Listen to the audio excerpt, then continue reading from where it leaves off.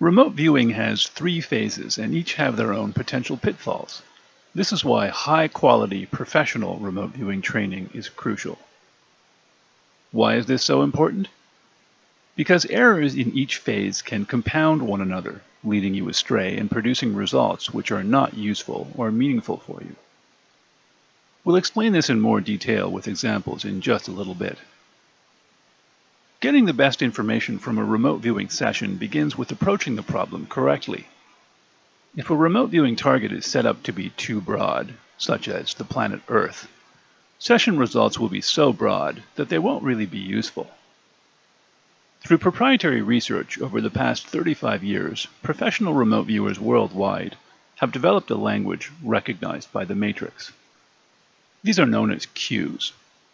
For example, New York City. This cue is better than the planet Earth. However, it's still so broad that it may not deliver anything useful in session results. There are so many things going on in New York City at any given time that you could literally get anything for your site template results. Deciding how to focus a cue requires much thought and practice. A much better cue would be New York City, the Museum of Modern Art, now. Without cueing a target correctly, a novice remote viewer risks wasting their time. Those familiar with coding would recognize this as garbage in, garbage out. Next comes the remote viewing session itself. Typical sessions last 45 minutes. Follow-on work to explore more details of the target can be done if necessary. This is decided in the analysis phase. Once a session is complete and a site template is created, a remote viewer or team of viewers can compare the results.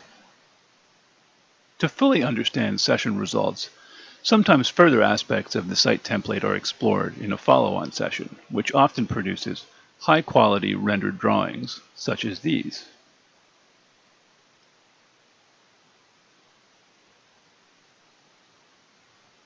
The analysis phase can be complex and requires practice. Training targets provide students with immediate feedback. However, in a professional context, one may not have access to target feedback. This was the case in the US military program when remote viewing Soviet submarines, for example. Therefore, being able to analyze your session results is a crucial skill. Here is a complete project example.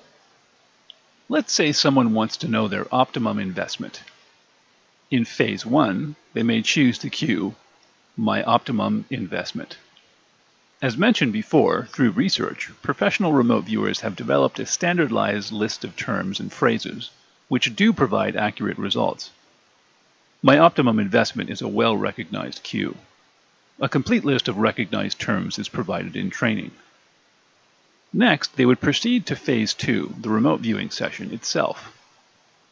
Let's say they receive some session data indicating that the target is like gold nuggets. There's also land in this session, and people recovering something. The human brain is capable of falling for a large number of cognitive biases. In phase 3, analysis, if one is too quick to jump to conclusions, they may wind up with an incorrect postulate. In this case, if they place too much emphasis on one data point, they may conclude that their optimum investment is gold. But in this case, the optimum investment was actually corn futures. Remember, the investment was only like gold nuggets. So there was an error in the analysis phase, as we can see, leading to an incorrect conclusion. But wait, maybe there was also an error in phase 1. My optimum investment assumes that this is for someone's entire lifetime. So what if a person lives to 100, but their optimum investment only pays off when they're 99, and they're too old to enjoy it? Perhaps the cue really should have been my optimum short-term investment. The phrase short-term is recognized to be between 6 and 18 months. With a solid session and a wide range of data including mining, luster, refining, trade, and economy, one can postulate that their optimum short-term investment actually is gold. As we can see, errors in each phase can add up and make the final target postulate wildly off base.